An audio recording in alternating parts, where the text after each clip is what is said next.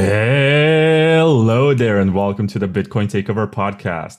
Today we are green and we are at episode 17 of the season, which seems to go on and on and on. It's the longest so far, and we have an interview with Max Hillebrand. I first interviewed Max about 3 years ago, and at the time he was just a contributor to open source projects and he was trying to finance whatever he was considering to be interesting as an entrepreneur. And he was also working for the World Crypto Network and he was doing interviews. I actually caught him in the act when he was still doing interviews back in 2019. And it seemed like his career went on this very huge, how should I put it, like a rocket, which put him into outer space. Now he is the CEO of ZK Snacks, which is the company that develops the open source privacy wallet Wasabi, which is a sponsor of the show. But full disclaimer, this is going to be a balanced interview.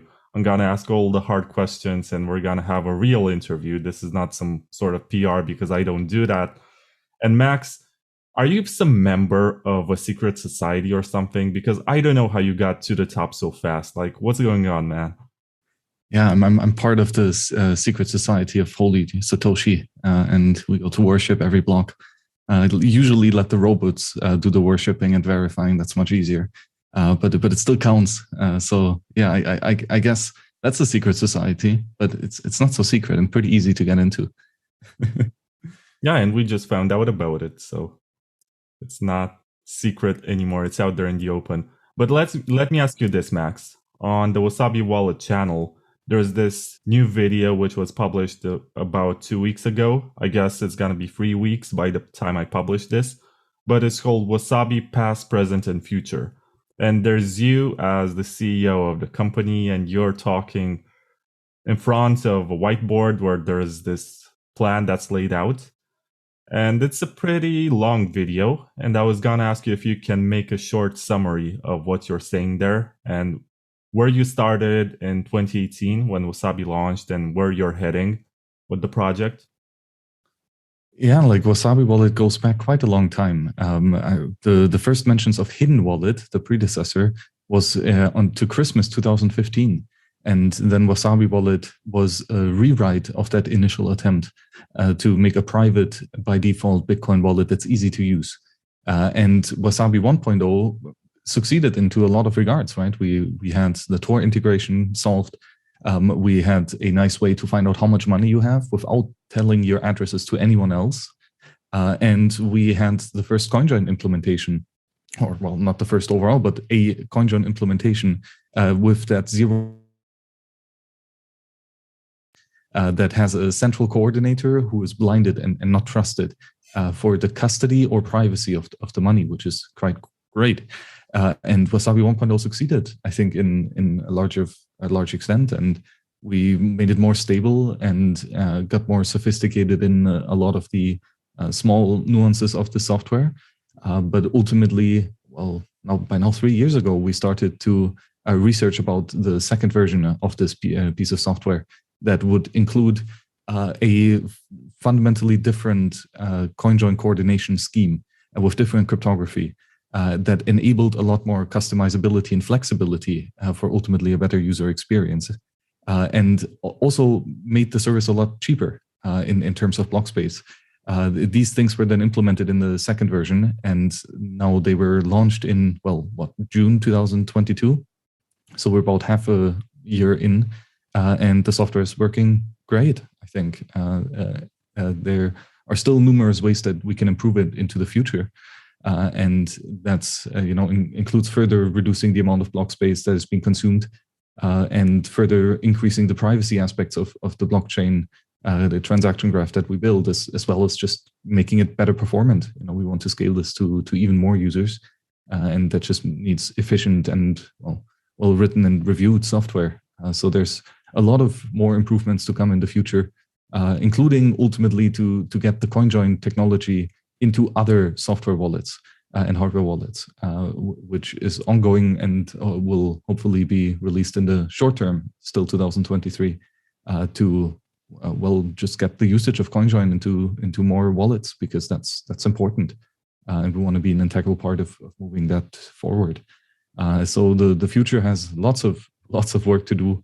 And I guess that's the short overview of what happened in Wasabi so far.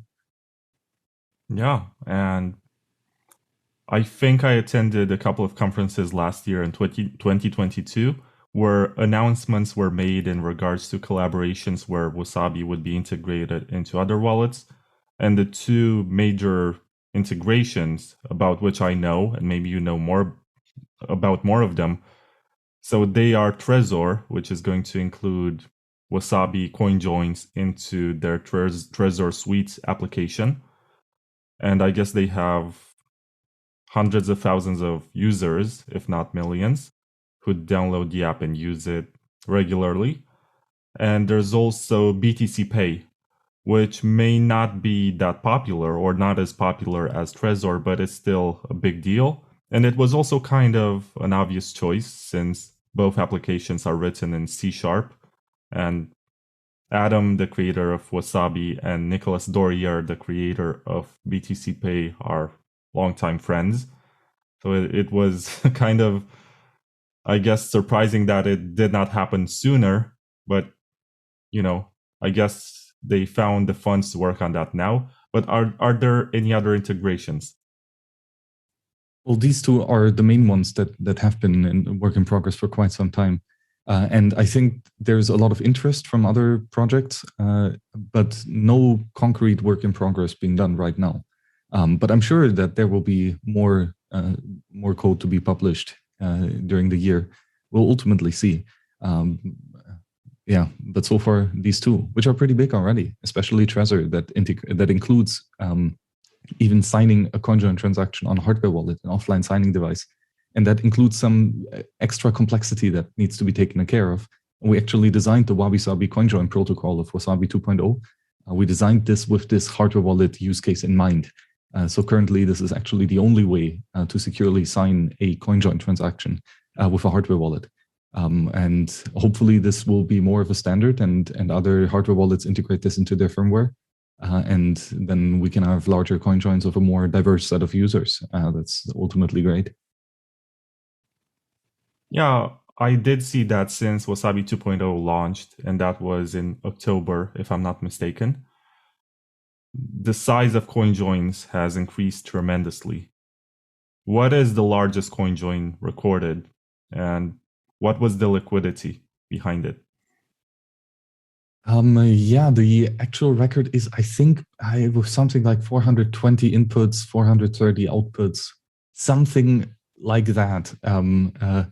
So around 300-ish inputs and outputs is a usual number for a Wasabi CoinJoin.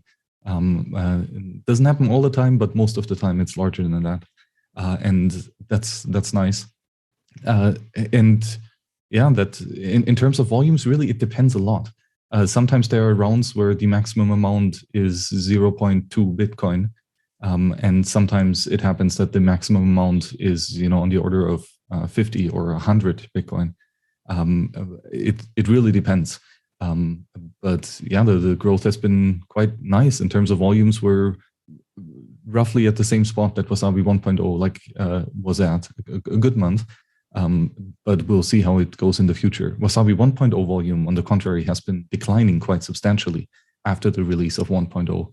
So there's still some usage of 1.0, but definitely not as much as it used to be in the past. I was actually surprised to see that there are people still using it, and there are like maybe 1,000 or more Bitcoins being CoinJoined every month in Wasabi 1.0. So that's still impressive, since you launched a newer product. Yeah, it's nice to see the loyalty of the old wallet, because it's still a really good wallet, to be honest. So yeah, it's nice that people still stick around. Yet still, 2.0 is substantially better, really on a lot of fronts. So hopefully, also if the wallet interface improves a bit further with things like coin control and more optional insight and control into the use of the wallet, better transaction details, etc., to give more confidence to the user of the software if he wants to know of what's actually going on under the hood.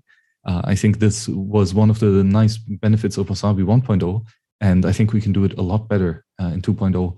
So we're working slowly towards that. But I think that vision of a very easy to use by default Bitcoin wallet that has optional insight and control, that really is the core idea of Wasabi 2.0. We really want to make it quite easy for the majority of people. I don't really want to offend anyone working on 2.0 right now, but I do prefer the interface from the original Wasabi. It was so easy for me to figure out what's going on. You had a tab for send, one for receive, and one for the history of transactions. It was easy to connect your hardware wallet. I don't know. I just prefer that. I hope I don't offend anyone, but at the same time, I prefer the anonymity set of Wasabi 2.0. Yeah, definitely the two things are separate, unfortunately, in this case. So yeah, for the blockchain layer, definitely 2.0 gives a lot more privacy. Yeah, on the UI, there are certain, it's nice, you get used to a certain design of a software. And then once you get to understand it, it's quite easy to use. There is just a big learning curve. And with 2.0, we try to reduce that learning curve, but that means radical simplifications in some sense. That is difficult to switch to, and it's still a big work in progress. We can really try to make sure that there are better useful information in the UI. I think that will come. Now, there's that time of the interview when I have to remark that given the poor launch and how you had that bad news coming before the product came out, Wasabi 2.0 did surprisingly well in terms of downloads and usage. I think it was in March or April when there was that Candle tweet which said that the ZK Snacks coordinator is going to censor some participants. And there was a controversy on Twitter, and then some people were declaring the death of Wasabi as a project.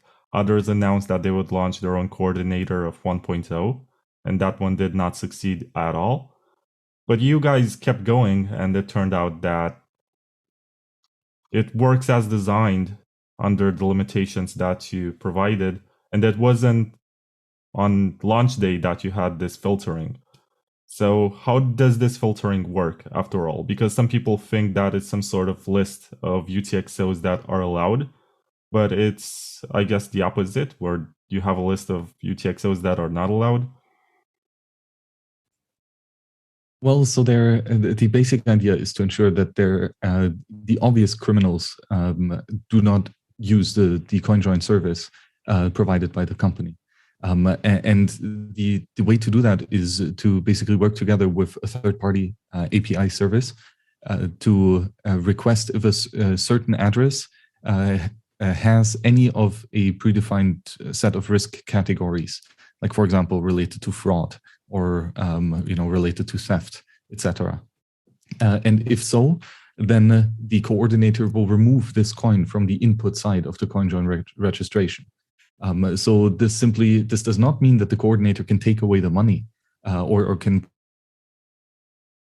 All the coordinator can do and is doing is to not allow that certain coin to be registered on the input side of this new transaction.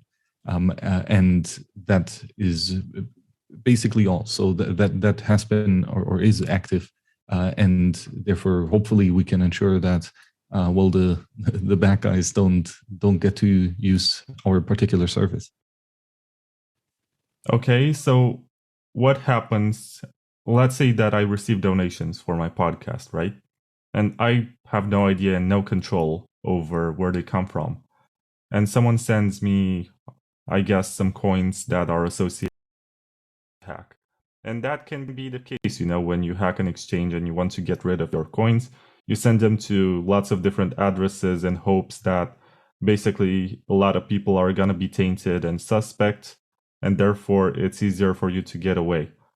And let's say that I want for myself to make sure that I don't get associated with that, and I join a coin join with Wasabi, but I get rejected. What happens when I get rejected? Well, basically, all that happens is that your coin stays in the wallet and it doesn't move. You don't create a transaction with it, or you don't sign it in a coin join itself. And then you can spend it as you would any other regular Bitcoin that you have. Either spend it to someone else or send it out of the wallet, etc. So there's no real limitation on using that coin as a money itself. But at least you know that that there's some risk indicators associated with that coin in some third-party database. So how do I know? Is there a message on the screen which says you were rejected? Yes. It says banned, I believe, with some tooltip. I mean, but to be honest, hopefully the vast majority of people listening to this will not ever encounter this. So far I haven't heard of any false positive user request that they got associated, even though they don't believe that that's correct. I don't know, that might just be some bias, but so far, but there's of course always the risk of having false positives as well as false negatives in such an analysis, unfortunately. Yeah, but in that situation, if you want to maintain privacy, I guess it's better to try some other mixer. Maybe go to Wasabi 1.0 or something. Because if you basically contact Wasabi and say, hey, I just got rejected, that just opens up lots of possibilities, and it's better for you guys to not know.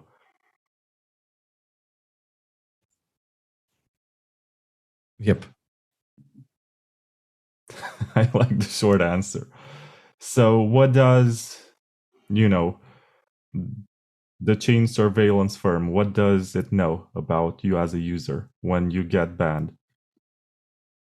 Well, it basically just knows that this certain address has been or requesting to enter or to participate in a coin join at that certain time.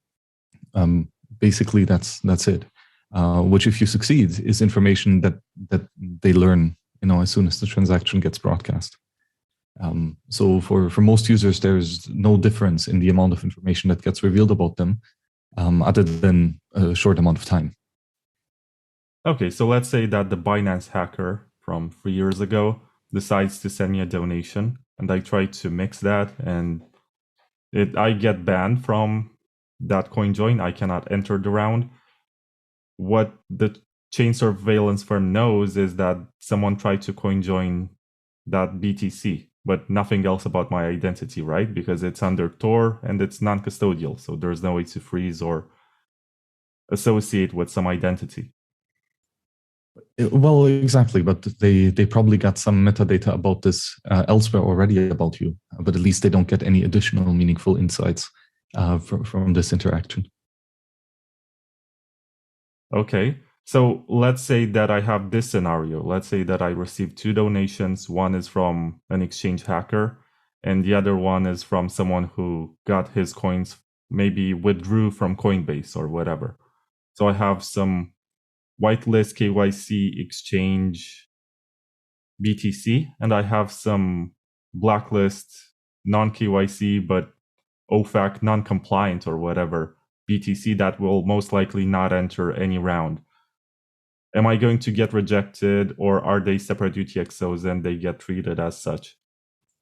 So the thing with the Wasabi or Wasabi 2.0 coordinator is that he cannot link multiple inputs to the same user. So whenever you register, let's say 5 different inputs, the coordinator doesn't know or cannot know that these 5 belong to the same person or to you. So this just means that if one of the coins that you have in your wallet that you try to register is blacklisted versus the other 4 are not, then the one coin gets banned, but the other 4 will not, because they cannot be attributed to the same person. So in this way, all your other money that you have in your wallet that is not from or tied to illicit sources, that will have a use of the software as anything else. I did not know that, so I guess I just found out something new about how Wasabi 2.0 works. Is it the same in the first version of Wasabi? No, in the first version of Wasabi, if you registered multiple inputs to the same CoinJoin round, you did that under one Tor identity. So the coordinator could or knew that multiple users, multiple coins here belong to the same user. And with 2.0, that is fundamentally improved. So what you're telling me is that with 2.0, you did not just increase or scale it to allow larger rounds and provide more liquidity for coin joins, but you also optimized for different identity for every UTXO. Yes, exactly. And then what this enables is that we can give a lot more customizability to the client side. So in the past, the coordinator knew the total value of all of your inputs and which coins they are. And then he also knew which denominations you got on the output side, 0.1, 0.2, 0.4, etc. Versus with Wasabi 2.0, all of this is now client-side choice. So the question of how many coins does your client register is random. The question of which inputs or which coins are being registered for the input side is random as well. And then how many output amounts and which exact amount. All of these are now random client-side choices, no longer dictated by the coordinator. So this means that there's a lot more possibility or ambiguity in what actually happened here, which coins belong to the same user. So there are these are just some of the numerous benefits of the new CoinJoin architecture, and it's really a very noticeable improvement. Yeah, so just to finish off with boiling you and roasting you with this filtering situation, what do you recommend me if, let's say, the Binance hacker, right, sent me some BTC and it gets rejected or banned by the coordinator? What should I do with it if I still want some privacy? Should I go to join market or what? Yeah, join market is a good solution. There are others, but join market is probably the way to go. So naturally, the next question is, why should people still join Wasabi, given that there's this extra risk of getting banned? What are the advantages that it has over other CoinJoin software? Yeah, I mean, the risk of getting banned is quite low. I mean, especially if you're a regular, honest guy who's not stealing, hundreds of Bitcoin from people. So most people won't notice this at all, and therefore it's not really a downside for them. In fact, it might be quite beneficial to know that you don't intermingle your coins closely with that of others of a certain risk category. Yet you get all of the benefits of the privacy and the software itself.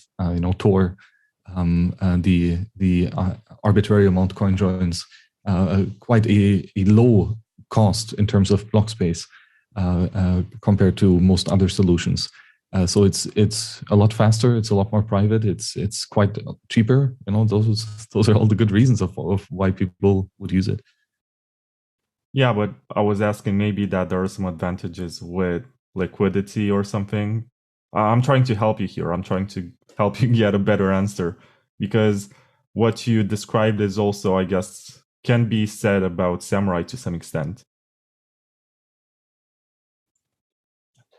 Well, in terms of liquidity, Join Market has a genius solution in the sense that you basically buy the liquidity that you want for a certain denomination. So that enables a lot of customizability as well. It comes at quite a high cost, both for the capital as well as the block space. Yet it enables, if you want to make a coin join with 121 Bitcoin on the output side, Join Market lets you do that very nicely and since forever. So that's quite good. Yet I think ultimately just the way that we do the coin join in Wasabi is, I think, better than the amounts organized in join market, for example. There are numerous reasons, but there's different trade-offs for each. But I think the choice is pretty clear-cut. Wasabi is pretty damn good. Yeah, I was thinking that maybe that the crowd in which you can hide in Wasabi is larger, and that's one of the advantages. But you remind me of Adam Nopara the first time when I interviewed him, and he was so humble, and he was basically struggling to say something nice about himself, and I was trying to just make him show his own product, and he failed at it. You're pretty much the same right now, telling people, "Oh, Join Market is so great, and it has this. It's not super scalable, but at the same time, it has a nice solution to this." I mean, join market is quite heavily used, but I think Wasabi is probably on a bigger trajectory.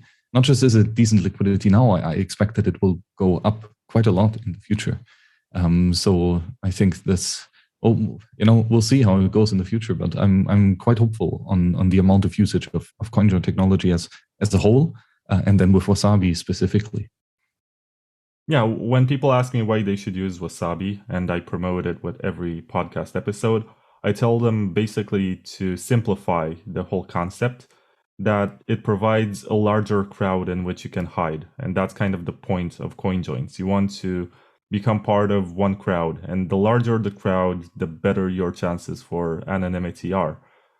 And that's what I tell them. You have larger CoinJoins with lots of inputs, lots of outputs.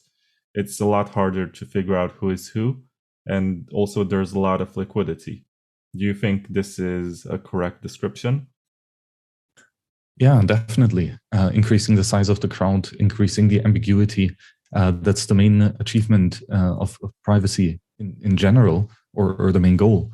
And with blockchain-based privacy, it's definitely the case as well. You want to have quite a large chain of transactions that are done in this network of CoinJoins, and the more the better. So this is, I think, the main strength of these centrally coordinated CoinJoins, or where there's one reputable coordinator doing the coordination across a long period of time with the same set of users, is that you can just build up a huge network of existing coins and fresh coins coming in frequently, while simultaneously coins are being spent from users who used the software long ago. So there is this is quite a substantial network already, and yeah, it will continue to grow. And the complexity of trying to analyze exactly where the money flows in here is going to get quite difficult. I wouldn't know how to go about it, especially if it is at larger scale.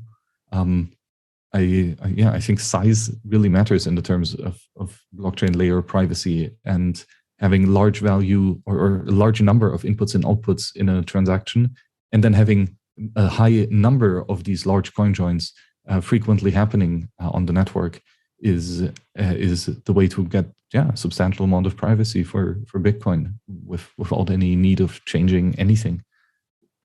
You should put that on a t-shirt, Max. Size really matters, and just put some screen grab from mempool.space with a Wasabi CoinJoin with 400 inputs, 400 outputs. I would wear that at some conference. Yep. I mean, to be honest, it does look quite pretty, right? These huge CoinJoins. I really think we can do some nice visualization of this. Hopefully more to come there as well. Yeah. So let me ask you this. Why was the start with Wasabi 2.0 so rough, and how did you overcome? Because it seemed like, okay, on one hand, you had all the FUD of what was being said about you basically becoming Chainalysis. On the other hand, you had the Tor DDoS situation, which was making CoinJoins hard to establish. And I guess you had lots of bug fixes to do along the way. And it was scary. And I did see Adam Nopara making a presentation about the first week and how you guys were stressed. What was it like from the inside? Yeah, it was pretty fun, because there's quite a lot of history behind this project by now, and including 2.0. Again, this is 3 years in the making by now, and we're still not done. So there was just a lot of history, a lot of work by a lot of different people, and getting it over the finish line is tough. The last 20% of the project take 80% of the time, and it was quite a drag. And it's difficult to find the right moment to release such a substantial rewrite of the entire software. This was a all or nothing kind of move, and that is difficult of timing it, because it will never be perfect. You could keep working on it for forever, and so you need to find a point on when to actually launch it. We did delay it a couple times, but ultimately then in beginning of June, I think we pressed the button on actually shipping this, and there were the biggest issue that we noticed was Tor right away. Because Wasabi 2.0 uses Tor in a much more sophisticated and intensive way than Wasabi 1.0 already did. Yet this just means that and simultaneously the Tor got under a denial of service attack basically just a couple of days before we launched, which made the problem a lot worse. Meaning that the actually released version was basically unusable at that point, or at least we didn't have any successful coin joins. But then a week later, we had the first substantial improvement released. And then about a month later or so, we continued to improve the Tor usage, which ultimately meant that coin joins were able to get a lot bigger, and coin joins could happen faster, which and the success rate was higher. This is still something that we're actively improving. We're far from a perfectly stable system here. So there is still a lot of work to be done. But yeah, those couple weeks were quite intense. Yet I think, obviously we survived, and I think now we're thriving on a lot of regards. Things are looking quite well. There is still, as I said, a lot of work to be done, and it won't be boring for sure. But this was a pretty wild and exciting year. That's sure.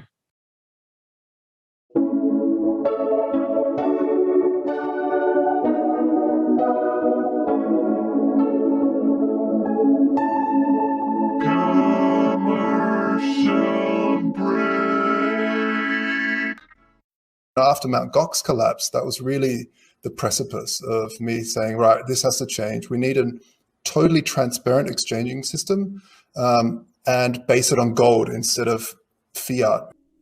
Vaultoro is the hard money exchange which helps you beat inflation with instant swaps between the best stores of value known to man, gold and Bitcoin. Unlike most exchanges, Vaultoro understands the importance of transparency and security. All gold holdings are secured in top-tier Swiss private vaults and fully insured against theft, fire, and more. Maximize your purchasing power today by going to vaultoro.com/Bitcoin takeover. This is not financial advice, but gold has been humankind's most reliable store of value in the last 6,000 years. Do your own research. Use promotion code TAKEOVER for a one-time bonus of 1 gram of gold for the first 50 new customers buying gold with Bitcoin.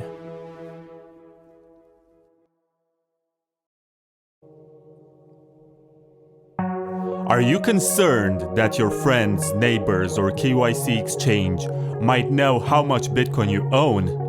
It is time to take your financial privacy seriously with Wasabi Wallet, a free and open source wallet solution which makes use of mega coin joins to mix your coins with those of hundreds of other strangers. Thanks to the groundbreaking Wasabi engine, your coins get divided in smaller, untraceable units, which grant you great anonymity for both hodling and spending. Download Wasabi Wallet 2.0 today at wasabiwallet.io and take advantage of the mega coin joins. It's free and it's open source, so don't trust, verify.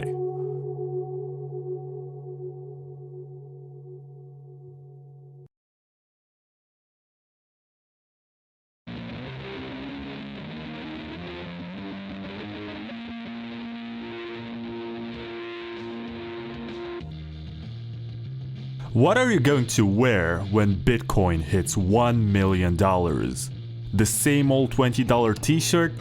Try Maison Machi, the designer clothes made in Paris by Bitcoiners for Bitcoiners. They're not your average mass-produced sweatshop clothes.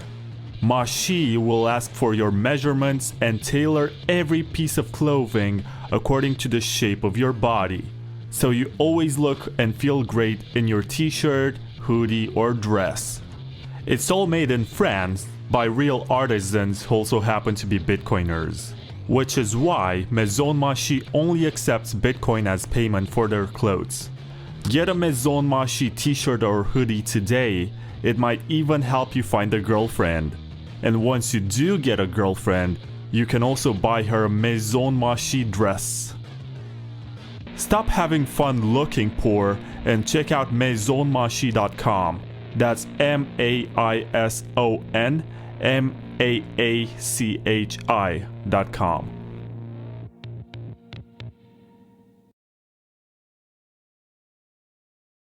Max, it seems like we have done quite a lot in terms of improving Bitcoin privacy.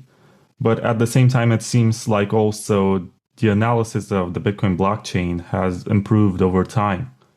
And it has become... So I guess there's like a balance, you know? You have tools that become more advanced on both sides of the spectrum. And you have to think, what can you bring to the table to win maybe a few years of making Bitcoin more private? And this is where I'm going to ask you what's next for Wasabi Wallet. What are you guys planning? I know that there are plans for a mobile wallet. I know that there are plans to improve the CoinJoin mechanism to some extent. Let's talk about the future. Doing a mobile wallet would definitely be cool. It's just really difficult. We're using Tor quite a lot more heavily now. And the big question is if that will work out well on mobile. It's a very restricted platform. We will see. It will be cool. But I think even just staying on desktop and on servers, this is already great. Because remember, when there is the BTC Pay server integration, you can just open up your phone and get into a browser and log into your BTC Pay and use a wallet that does Wabi-Sabi CoinJoin transactions. So that will be easily possible. So and that's nice. But actually getting that into Wasabi, it's difficult work. We'll see. We're making progress towards it. But ultimately, in the future, just getting Wasabi to be even easier to use by default, while still giving the insight and control whenever it is needed. Coin selection is a big one, and just better transaction details, etc. And just making it more stable. I think the software as we have it right now is already great. It just needs to work better for more users with less crashes and better performance. That's basically it. And in terms of the actual CoinJoin itself, for one, we always want to decrease the amount of block space that we use. That's the biggest cost our customers or users have. And therefore we want to continue to make it cheaper and more efficient, being having transactions or like a way to get a lot of privacy without increasing the verification cost for all other Bitcoin users is quite an important goal. And we will certainly improve on this in the future. We already have, after the actual 2.0 release, what we have now is quite a lot better, and it will probably continue to get better. And then also in terms of the privacy that is being guaranteed, and also how to measure that. This is also very difficult of how to actually quantify the extent of ambiguity or privacy that was gained by certain CoinJoin transactions. That's not an easy problem either. What we have right now is a very conservative lower bound estimate, but to get a more accurate number would probably be interesting. There's actually quite a lot of really substantial computer science problems here that need to be worked on and researched. We did see, thankfully, a lot of scientific or academic research papers about Wasabi and CoinJoin, which is great, and some little review of the privacy models. Unfortunately, not so much, and nothing as of now from Wasabi 2.0.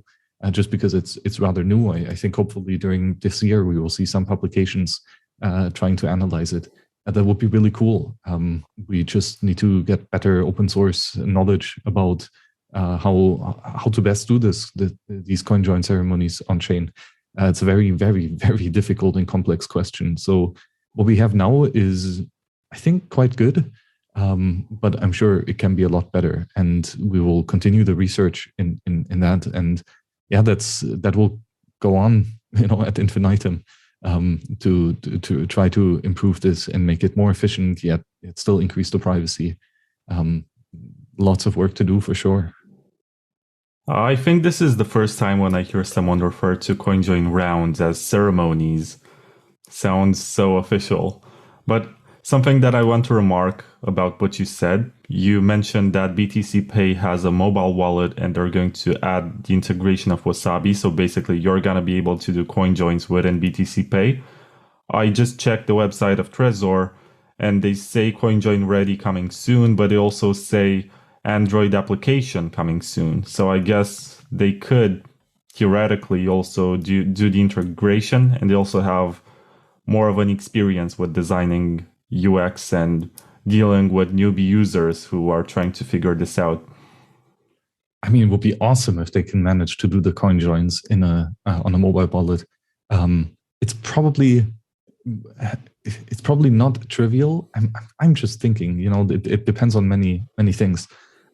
Would be awesome if they do it. The more wallets can tackle this, the better. And in terms of BTC Pay, they don't really have a mobile wallet.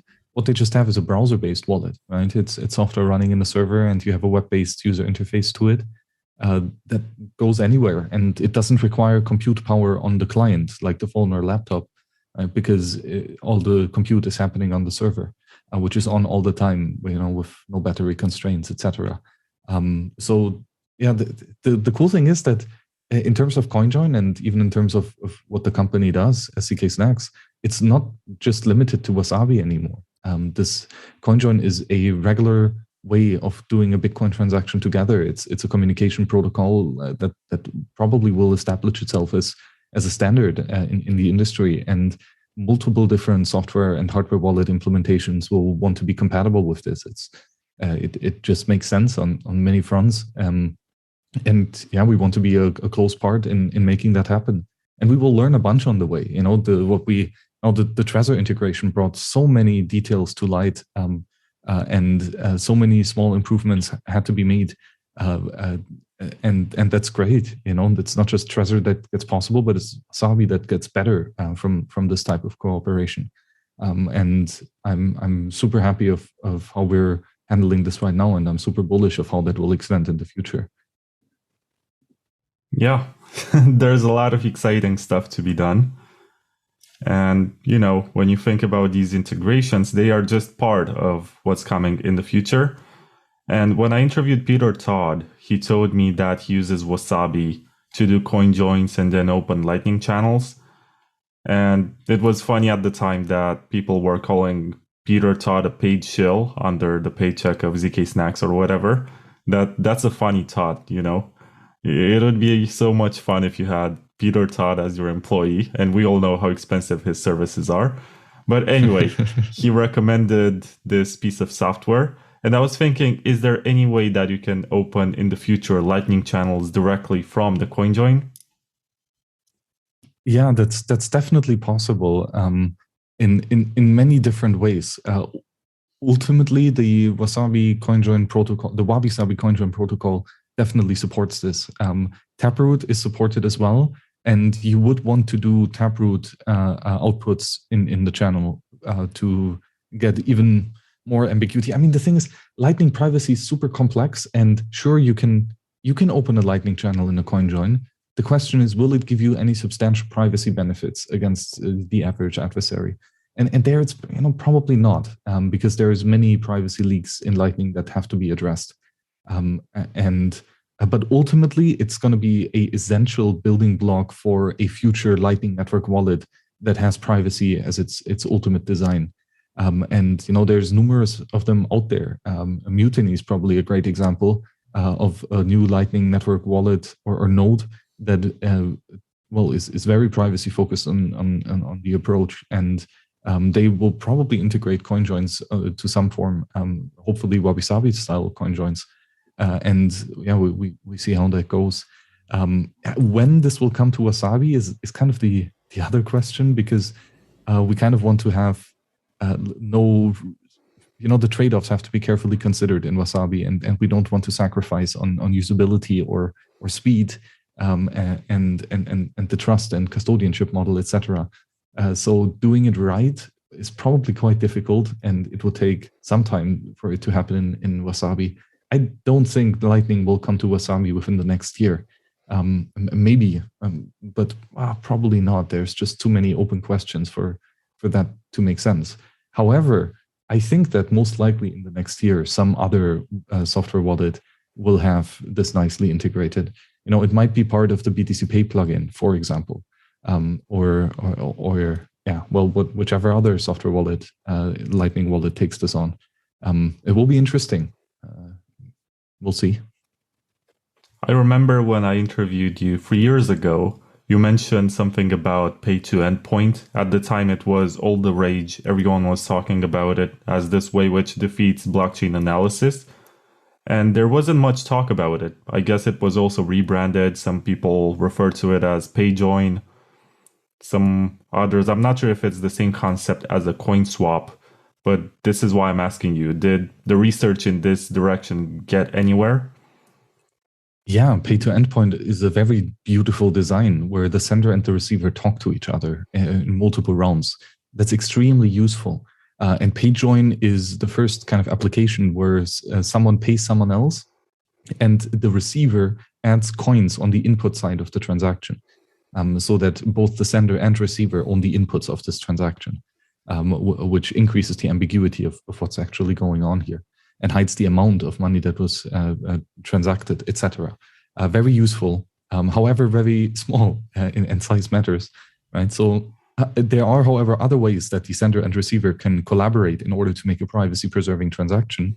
And one that is, very much considered in the design of Wabi-Sabi and Wasabi 2.0 is pay-to-endpoints inside a Wabi-Sabi-style CoinJoin with Wabi-Sabi credentials being used as the double spending protection, basically, in the sense that the sender registers a coin on the input side of the CoinJoin at this coordinator, and he receives for that some access right eCash credentials from the coordinator. And now the sender can send the eCash credential to the receiver, meaning the receiver now has received an eCash credential worth of a certain amount, that he can then go to the coordinator and register this eCash credential together with an address, meaning that he has the ability or the right to register a certain address on the output side of the CoinJoin that receives the amount of Bitcoin that the credential was written on. And now if everyone is happy, then the sender signs the input of this CoinJoin transaction together with all the hundreds other users. And now the sender has sent the receiver some money without ever learning the address of the receiver, because the sender never received this address. The receiver sent the address to the coordinator together with the eCash credential, but not to the sender. And therefore, the sender has no idea which specific address belongs to the person whom he just paid. The sender doesn't know which inputs, the receiver does not know which inputs belong to the sender. There's hundreds of inputs, and maybe 5 of them belong to the sender, but the receiver doesn't really know for sure. So this increases the privacy of a Bitcoin payment, substantially, if even these two parties cannot spy on each other. So this is a really interesting concept that is being actively worked on, and this is really great because it can be used for basically transaction batching. The receiver who has received this eCash credential can now go ahead and pay someone else or give someone else this eCash credential, so that now a third person can come and register an output. Or that third person might pass on the eCash credential to someone else, etc. Or you can consolidate multiple eCash credentials into a single one. Or anyone can register his own inputs or outputs for whatever reason. This is really a very flexible way of coordinating a Bitcoin transaction that includes multi-party payments, which is really interesting and really cool. It's something quite novel that only CoinJoin enables, but it's I'm really curious of how that will evolve on the technical side, because there is a lot of complexity and a lot of nuances on this. But we'll see. It's good to see you excited about something. I got you fired up right there about something that might get added into Wasabi. How long do you think this would take if it became a priority to get developed? Oh, really tough. I don't know, half a year maybe. It's really it sounds easy, but it's not. A lot of things in software development seem from the outside to be super easy, and especially for me, I'm not a developer, so everything to me seems like, yeah, that's magic. It'll pull it out somehow in 2 weeks, but no, it's never 2 weeks. So it'll take some time. We'll see, but again, the cool thing is other wallets might do it much faster than Wasabi. Hopefully BTC Pay has this integrated much sooner than Wasabi has. That would be awesome.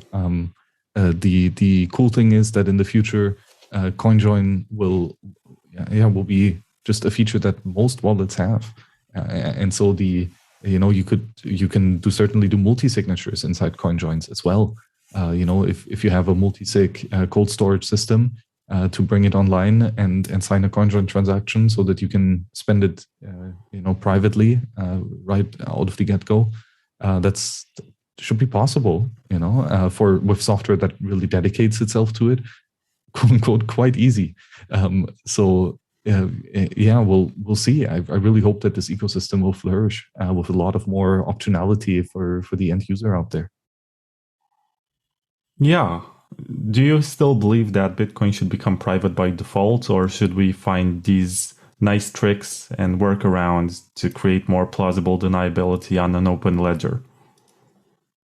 Well, I think the Bitcoin protocol, as it is right now, without any changes, can be used in a very private way, just by changing the way that we interact with the protocol, not the protocol itself. Our full nodes don't really have to change at all. This is basically all just wallet tricks of wallets of how to be better. With the UTXO selection and input selection, output selection, etc. With other metadata like the sequence numbers or etc. There's a lot of fingerprinting that is generated by the wallet and that can be therefore fixed by the wallet. And I think that the privacy by default will come on the wallet layer. Your full node will just do what a full node does, which is verify whatever is there. But the entities writing onto the ledger, so to say, are the wallets, and therefore they need to take the precautions to be privacy aware.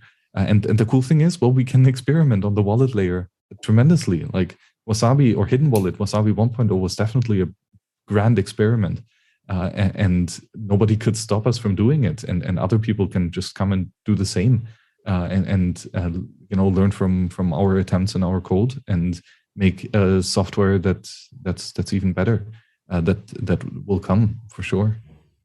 In the first section of our interview, we discussed about the Tor DDoS attacks, and I was curious to know if you guys looked into alternatives for Tor in case, I don't know, something happens to it, because it seems to be this huge single point of failure. And if there's something that goes wrong with Tor, and I know it's sort of decentralized in the sense that anyone can run a relay, but you have the exit nodes that are run by only a handful of entities.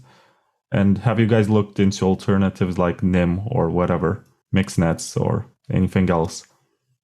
Yeah, we definitely have, and for a long time. But this recent denial of service definitely put up this conversation again.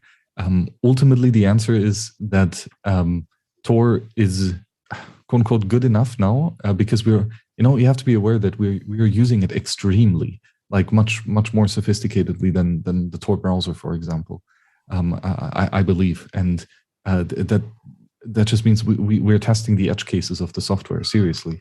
And that means that we will find bugs sooner and denial of service things sooner than other projects, and we will suffer more severely from them.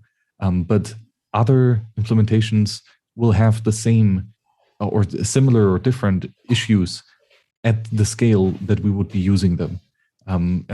Different onion. So and there's a huge switching cost, not just in terms of developer time and research, but also in terms of of privacy. If we have different users, some using Tor, some using I2P, for example, or NIM, then this decreases their anonymity set, unfortunately. So we need something that really works for everyone, including then on things like mobile, etc. The available alternatives that I see are, if we want to stay with onion routing, something like I2P, which performs quite similar to Tor and would probably work roughly the same, maybe a bit better. I'm not sure. And then the other alternative is a mixnet, like probably NIM, which has, well, downsides. For one, it's quite early. This is still young in development and has a small network. And again, we need something at scale for many users, and with countless requests per user. So this, probably not. We do make some research still on NIM and how we could use it and how it would perform. But from what we can currently see, it will be much slower than Tor, and that's, well, not great. In any case, for now, we'll probably just stick with Tor, and that means we have to improve Tor. Right? And there's just not enough funding for onion services and denial of service protections in the Tor project. And so we started a fundraising campaign to hire 1 or 2 developers to focus just on making onion services and these denial of service attacks better. And hopefully that, together with the new Rust Tor node implementation, will increase the performance of Tor, and that will mean we can use it at the actual rate that we want to use it. I think Tor will be a continuous trouble for us as we continue to scale. It's already with a couple hundred or a couple thousand users, this is a problem, but what with tens of thousands or millions of users, it will be fun. We will definitely continue to breaking the limits and see how we will fix them and continue going. Wait, so are you telling me that the reliability of the Tor network is more of a bottleneck than the scalability of Bitcoin block space? So hypothetically, if Tor enabled you could have coin joins of the size of a Bitcoin block or something? That's a really good question. Maybe. So the thing that we noticed is the more inputs we added to the coin join, the lower the success rate was. And then the more input signatures failed to arrive at the coordinator in time, mainly because of a packet being lost in Tor because of the circuit breaking. So that is, that was a big problem. And when we made some Tor optimizations, we could succeed to sign a coin join with every user at a much higher number of inputs. So I think, so again, right now we have like 300-ish inputs and outputs, and that works quite reliably by now. Maybe if we would increase this to something like 600-ish inputs and outputs, which, by the way, is the limit for the standardness of coin join or of transactions on the Bitcoin Core node right now. So if we would be much larger than this, then the transaction would have difficulties to be relayed through the mempool of current Bitcoin nodes softwares, which is still not a consensus break. It's just a difficulty to find a Bitcoin miner this way, or to get to a Bitcoin miner with that transaction. Anyhow, this means we can, at least on the Bitcoin network constraint, if we would fill an entire block with a single transaction, that's many thousands of inputs and outputs. So we will not even try to attempt this anytime soon. I don't see a big reason for it, mainly because it decreases the success rate. Because only one of these inputs has to fail to sign the transaction, and the transaction fails. And with thousands of inputs, the chance of one of them failing is almost certain. And that just means we have to get better about having these fallback rounds and stuff like this. Lots of ways to address all of these problems, but there's more practical limits to the size of the coin join other than the Bitcoin protocol even. Yeah, so let me tell you this. Back in April, when I read that tweet with the candle, which announced filtering, I felt betrayed in the sense that it felt like the end of the project. And I took a day and I thought about it and I realized, okay, so you guys spent so much time building this very cool coin join mechanism, what was Wasabi. And I asked myself, what good is it right now? What's it for? Who's going to use it if there's going to be some filtering, which kind of defeats the ideological purpose of what privacy tools are for. But then I realized, okay, so if you have two mixers and you have one that accepts any coin join and basically gives a new identity, I guess, to tainted coins, and then you get into this one, which has some blacklisting for some UTXOs that now have been coin joined and have gained a new identity. I guess this means that you're going to make Bitcoin fungible to the extent that you can get on exchanges without any kind of issue.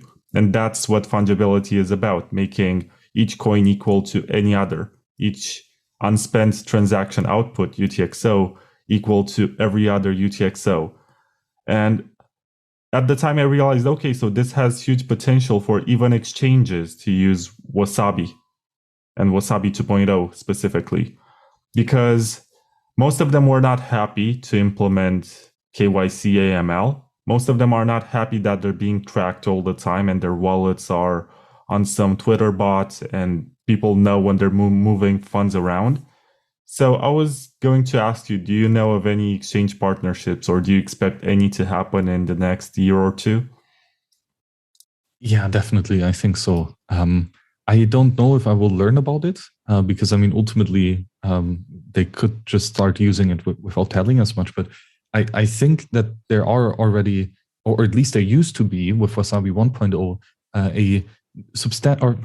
a noticeable amount of businesses and including exchanges and to use the software. And I believe that in the future, that trend will only continue. With 2.0, since we improved the software a lot, it is a lot more suitable for high volume people like exchanges or other businesses. So this will probably increase in the future. There's certainly still a lot of the tasks or a lot of the features missing in the software to make that user experience for let's say I don't know, exchanges or big fund managers or whatever. To use this, they probably need some more sophisticated tools. So either we improve Wasabi and the Wasabi RPC server to better accommodate them, or alternatively, they have their own setup and they could integrate the Wasabi CoinJoin functionality into their existing wallet and setup, etc. So there's the difference between using Wasabi and doing CoinJoins. And I think well, sooner or later, the vast majority of custodians and exchanges, etc., will be doing CoinJoin to protect the privacy of their constituents and their users ultimately. So there's numerous benefits to it. You spoke of an exchange, and I discussed with a guy who prefers Samurai, and he told me that basically most of the volume on Wasabi is Bull Bitcoin. And if it wasn't for Bull Bitcoin and Francis Polio being supporters of the project, there would be a significantly smaller liquidity. But are you implying that there are other exchanges other than Bull Bitcoin that might be using Wasabi? To be honest, I don't know. But however, I mean, most likely, you can look at the fresh Bitcoin volume, monthly and see how much new money starts to use the software, and it's quite substantial. Like, not a single party has that much Bitcoin lying around, I think, or at least it's very unlikely.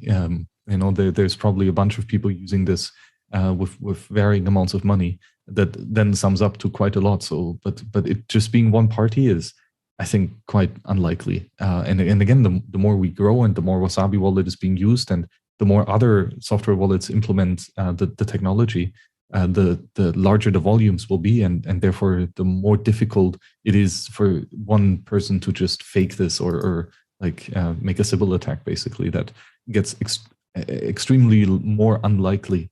And even right now, it's not affordable at all to do a Sybil attack on Wasabi.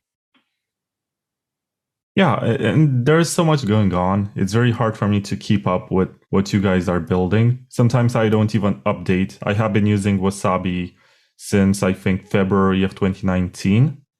You launched in October 2018. I found out about it very early in the year, and I downloaded one of the first versions. And I was super happy. It made everything so easy to understand, from setting fees to managing UTXOs. It made me wonder why Bitcoin Core took so long to implement. I mean, it has always had these features, but they're kind of hidden. You have to enable them in the settings. And yeah, I guess the software has evolved. It has become a lot bigger. And I have to ask you, what gets you excited about Wasabi right now? Because you spend so much time looking at this software, which maybe from the perspective of someone from the outside did not change that much. It's not drastically improved, but at the same time, behind the hood, you have behind every version lots of improvements and refinements that are not visible, but they are there. So what keeps you excited about working on Wasabi? I think the fact that it works is a miracle by itself. It's such an extremely complex problem to have a very well done privacy focused wallet. It's not easy at all, and to a large extent we're stumbling in the right direction here. And that's already great. What we have is pretty good. And that excites me already, that it's an opportunity or a possibility to use Bitcoin privately, like right now, and it's not even that difficult to do it. So that alone is awesome. And then the rate of enthusiasm by other people, including other software developers or projects that want to integrate with this technology, is substantial, and that's awesome. I think there's a huge demand from users of Bitcoin software to do so in a secure and privacy preserving way. And what we have here is, I think, the most compelling and the most efficient solution to do so if we're talking about blockchain transactions. And that, I think we're ready to get out there and to really start building a substantial amount of the Bitcoin block space usage and to be structured into CoinJoin transactions. That has a huge benefit. But even just with the small Wasabi wallet by it of itself, the volumes are great, and this is already such a huge anonymity set that it's quite staggering. And if it continues to grow at this rate, it will be fun. But ultimately, there's a lot of block space being used, and a lot of block space that could be filled with CoinJoin transactions. The fact that it works, and the fact that there's so many ways that we can improve it, and so much room to grow, all of that together is a very exciting space to be at. Yeah, you mentioned that the privacy of Wasabi is pretty good, and I know that you also use pretty good privacy, PGP, which is a way to encrypt communications via email. And I was going to ask you, how can people follow what's going on with Wasabi, and how can they follow you personally to see what you're up to? Well, check out the wasabiwallet.io website and blog.wasabiwallet.io for a bunch of blog posts. Also on Twitter for some more frequent updates as well. For me personally, it's at @HillebrandMax on Twitter. Just reach out. I'm always happy to talk about Bitcoin and Bitcoin privacy and Wasabi. That includes for Wasabi as well. We have quite an awesome crew of people to answer questions about Wasabi, including you, Vlad, who's been doing a great job in educating people about Wasabi as well. Just reach out to any one of us, and we're probably there to have some good conversations. Yeah, you mentioned that I educate people about how to use Wasabi. It's interesting that most people have wrong expectations when they get in. and they expect to get absolute privacy. They don't really understand what a coin join is, and you need to explain that, and you have to use metaphors like you hide into a crowd, because usually when you look the same as everyone else, it's more private and more secure than being somewhere out there in the mountains, where at least one person knows that they can find you, and there are other ways to track you. I explained to them that privacy or security by obscurity is not necessarily great. And I guess we have seen the case of Luke Dash Jr., who lost his coins using a super complex setup. But that's not the point of our conversation here.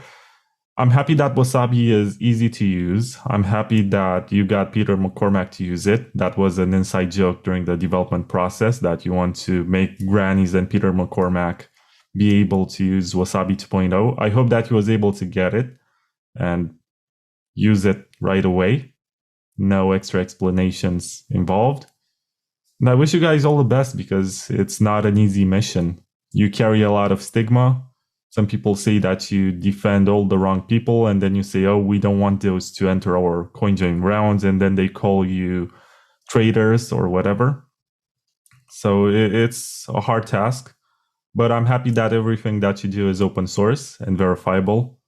And anyone who is not happy about your design can just fork it, run their own coordinator, build their own reputation in the space for doing this. And there are so many issues still to get fixed. It's Bitcoin, it's still the early days. The system was launched 14 years ago, but it seems like we need so much time to make it truly fitting for our own needs, because I guess some people define Bitcoin as something like a store of value. Others want to transact and use it as money. It's what you make it. It's not what others tell you that it is. Long rant, but thank you, Max. Well, thank you, Vlad, for the invite. This was really awesome to chat. And yeah, keep it up. The show is awesome. And also thanks for getting all the other privacy-focused people interviewed, like Kristaps, etc. And I know Victor from IVPN. It's really awesome to see good information, good conversations about privacy-related topics. It's super important for everyone, really. And nice that you're spreading the good message. So yeah, happy to continue working together, and happy to see all the printed magazines, etc. It's really cool. I'm happy for you. Let's crush it this next year. Oh, hell yeah. And I'm happy that you pay attention to what I'm doing, because sometimes I'm like, yeah, nobody ever asks me anything. You guys sponsor my podcast. You never tell me anything. You're like, yeah, it's good. It's fine. Let's keep going. And I'm like, do these people even pay attention? Now I know that you do. So I'm happy that you actually listen to my episodes, or at least read the titles. No, I definitely listen to the good ones, at least. But since most of them are good, I haven't listened yet to the music episode about Bob Marley. There, I actually not Bob Marley, sorry, Bob Dylan. There, I actually read the title only. But I had some thirst for Bitcoin podcasts, so didn't get into the music ones yet. It's fine. That's geeky for a purpose. It's for people who like Bob Dylan, and that's it. It's kind of ironic. It was done for the sake of it. You have this VC, everyone wants to talk with him about funding projects, and I got him to talk about Bob Dylan. No mention of money, no mention of funding anything, just for the sake of it. That's awesome. Yeah. I'll talk to you later, Max. Yeah, thanks a lot for everything, and see you around. Bye-bye.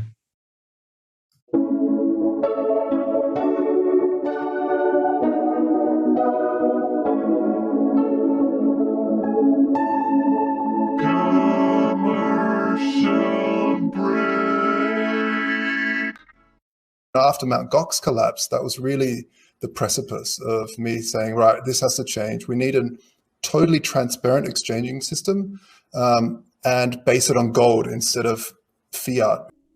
Vaultoro is the hard money exchange which helps you beat inflation with instant swaps between the best stores of value known to man, gold and Bitcoin. Unlike most exchanges, Vaultoro understands the importance of transparency and security. All gold holdings are secured in top-tier Swiss private vaults and fully insured against theft, fire, and more.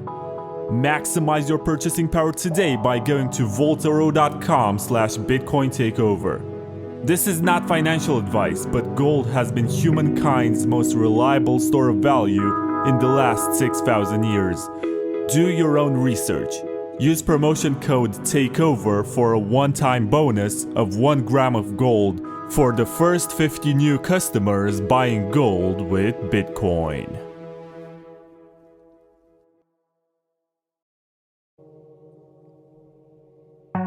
Are you concerned that your friends, neighbors, or KYC exchange might know how much Bitcoin you own? It is time to take your financial privacy seriously with Wasabi Wallet, a free and open source wallet solution which makes use of mega coin joins to mix your coins with those of hundreds of other strangers. Thanks to the groundbreaking Wasabi engine, your coins get divided in smaller, untraceable units, which grant you great anonymity for both hodling and spending. Download Wasabi Wallet 2.0 today at wasabiwallet.io and take advantage of the mega coin joins. It's free and it's open source, so don't trust, verify.